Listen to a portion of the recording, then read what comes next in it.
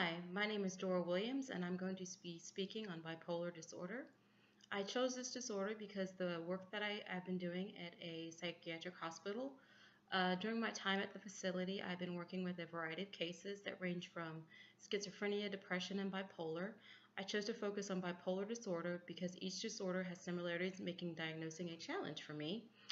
From my experience, I've noticed that schizophrenia can have bipolar or depressive type symptoms. Depression can have bipolar type symptoms, and bipolar can have psychotic type features. With diagnosis intermingling, it is essential to be able to distinguish the symptoms of each diagnosis from one disorder. I chose to focus on bipolar disorder because each diagnosis can have bipolar type symptoms. Thus, focusing on bipolar type symptoms will help clarify um, bipolar features that can help simplify diagnosing. Let's start by going over the diagnostic criteria for bipolar 1, 2, and um, the diagnostic criteria of bipolar 1 is broken down into 3 episodes: manic, hypomanic, and major depressive. To be diagnosed with bipolar 1, a person must first exhibit manic symptoms, then experience hypomanic or depressive episodes. Manic symptoms consist of symptoms of elevated, expansive, or irritable mood and increased goal-directed activity for at least 1 week. Along with these symptoms, a person must also exhibit at least 3 or 4 additional symptoms of grandiosity, decreased need for sleep, talkative, flight of ideas, distractibility, increased goal-directed activity, excessive involvement in activities that could be negative, that have negative consequences. Um, Hypomanic episodes are similar to manic episodes, except it's not severe enough to cause impairment in social or occupational functioning or hospitalization, but changes in behavior are noticeable by others and abnormal to functioning. A person with bipolar 1 having a major depressive episode exhibit at least 5 of the symptoms. Um, decreased mood most of the day, decrease in interest in activities, in weight. They also have insomnia or hypersomnia, psychomotor agitation or retardation, loss of energy, feeling of worthlessness, decreased ability to concentrate, and recurring thoughts of wanting to harm themselves or to commit suicide. Once the diagnostic criteria is met for manic and a psychologist determines whether a client has met the criteria for hypomanic or depressive episode, the psychologist needs to code for bipolar 1 disorder.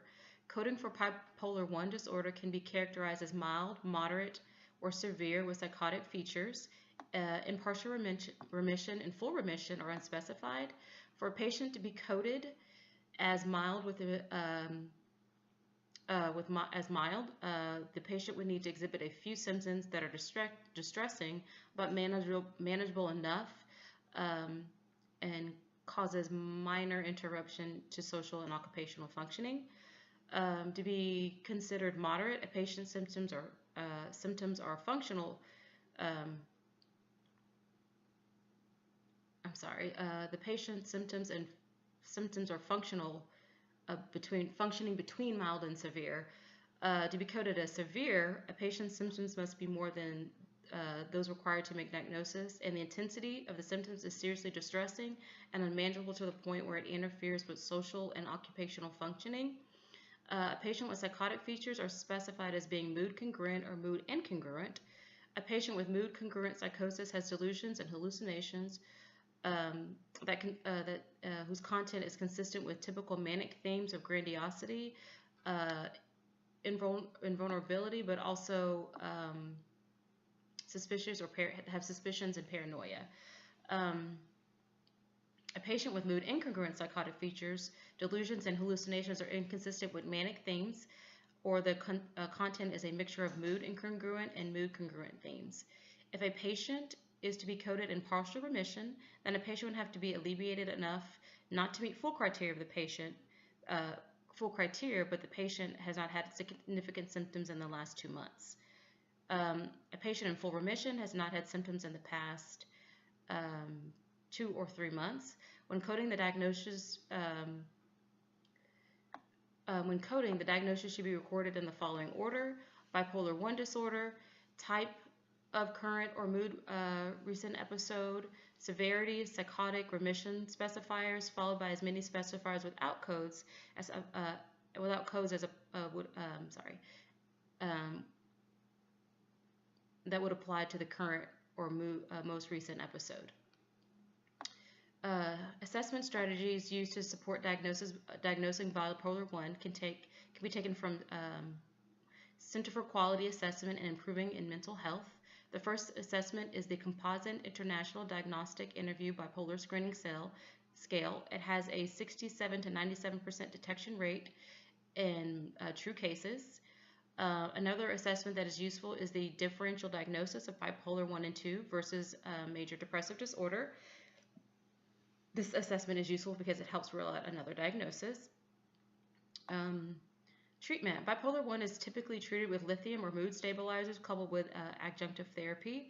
The discovery of lithium and its effectiveness for the treatment of bipolar 1 was actually accidentally discovered in 1949 by John Cade. However, it wasn't actually, the use of lithium wasn't approved by the FDA until the 1970s.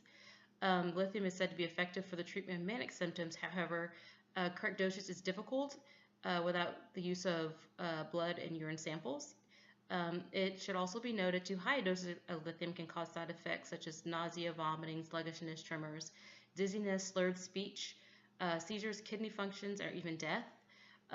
Often mood stabilizers, other mood stabilizers used in the treatment of bipolar 1 is anti-seizure drugs like Tegretol and Depakote, and antipsychotics like Haldol. Those are the three that we typically use at the psychiatric hospital that I work at. Adjunctive therapy is also used to treat bipolar 1 disorder because mood stabilizing drugs alone aren't enough. Typically in the hospital, we do individual, group, and family therapy to help improve social skills, educate patients, and prevent suicide.